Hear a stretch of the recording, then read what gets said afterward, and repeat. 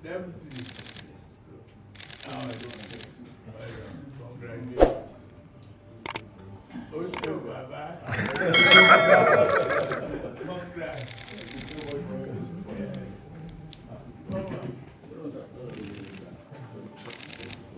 I see you working on TV.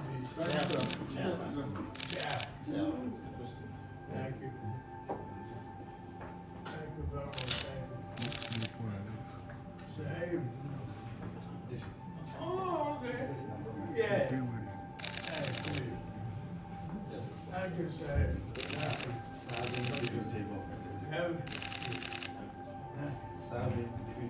Alright, that's the APC governor-elect in Edo State, Monday Obobolo, kneeling down to greet the President of the Federal Republic of Nigeria, Bola Ahmed Tinubu.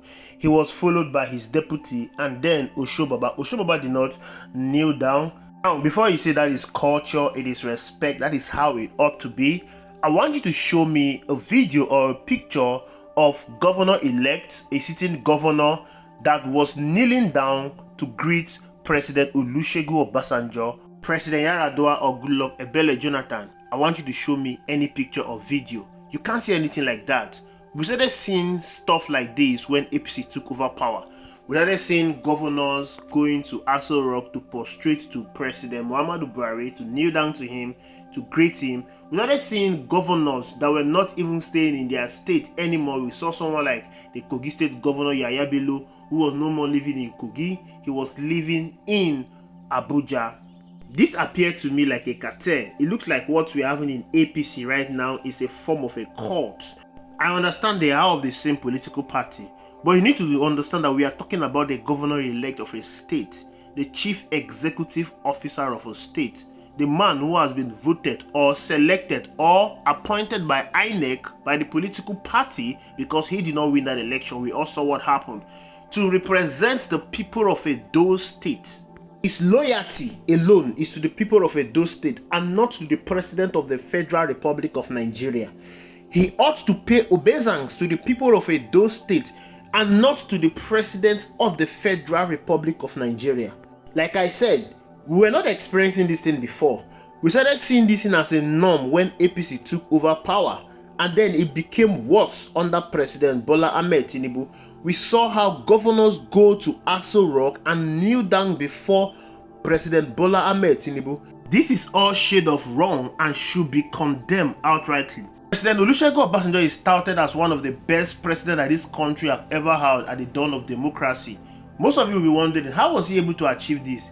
He did not achieve that alone. The reason why he was able to achieve so much success is because he had too many constructive criticism at his disposal. Even people in his political party criticized his policies. It was all about the people of Nigeria. You have governors in PDP that were criticizing President Olusegun Obasanjo. They were not paying obeisance to him. They were not kneeling down. They were not prostrating to him. They were responsible to the people of Nigeria. They were loyal to the people of Nigeria and not to the president. You even had a point when President Olusegun Obasanjo wanted to come for a third term. But even PDP senators and House of Rep members, they opposed him.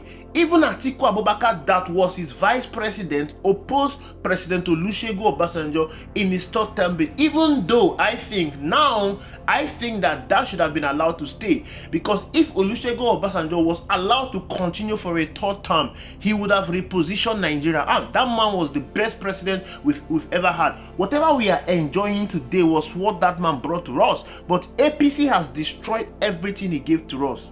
But ever since PDP left power and we had APC in power, you've seen that there's nothing like constructive criticism anymore. The governors, they are not even holding the president to account. Whatever policies the president dish out is okay as long as they are in the same political party. They go to the federal executive meeting, they don't criticize the president, they are always saying yes to the president. Even the opposition party governors are no longer criticizing the president. Look at the National Assembly, for instance. The National Assembly was created to serve as a check and balance to the executive. They are there to watch over the executive. Wherever the executive is going out of line, out of the constitution, the National Assembly has the right to bring the executive to order. The National Assembly has the right to correct the executive. The National Assembly has the right to summon the executive to appear on the floor of the National Assembly and give account to his stewardship to the people, and give account as to why the nation is not moving forward, and give account to policies that are not working. Ever since the APC took over power, we have never seen where the National Assembly summoned the president to appear on the floor of the National Assembly to answer questions. That has never been done. For instance, the fuel subsidy removal has been biting hard on the people of Nigeria.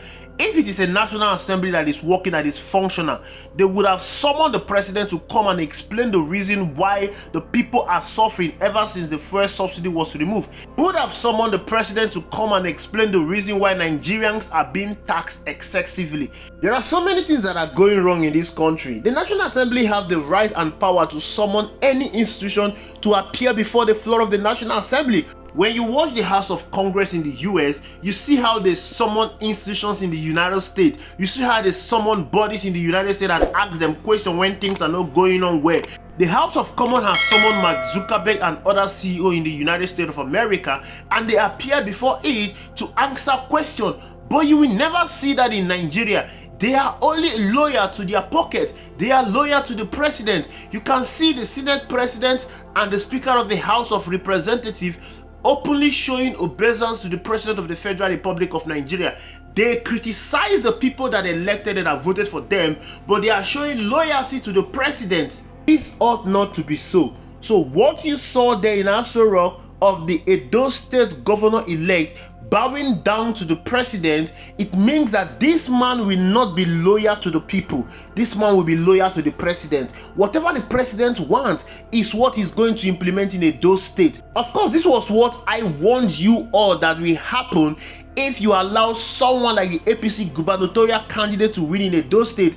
I warn you all about it, because this man was being sponsored. He was being pushed by Oshomole, and Oshomole is his political godfather. Whatever Oshomole says is what he's going to do. And I can tell you, Oshomole was the one that took him to go and visit President Bola Ahmed Tinubu. This is what you are going to be expecting all through his tenure as a governor in Edo State. Same thing is equally applied to Asoe Gadalo. If he had won, Obaseke would have been the one controlling him. This is what I warn you all about. He is yet to be sworn in, and he has started showing signs that he will not be loyal to the people of Edo State. Of course, this is the situation where we find ourselves in Nigeria today. That is the reason why you see governors, they no longer criticize the president. If we had governors that are loyal to the people, if we had governors that are holding the president to account, if we have governors that are giving constructive criticism to the president, I can tell you for a free, we will not be where we are today. We will not be having all these anti-people policies that are being dished out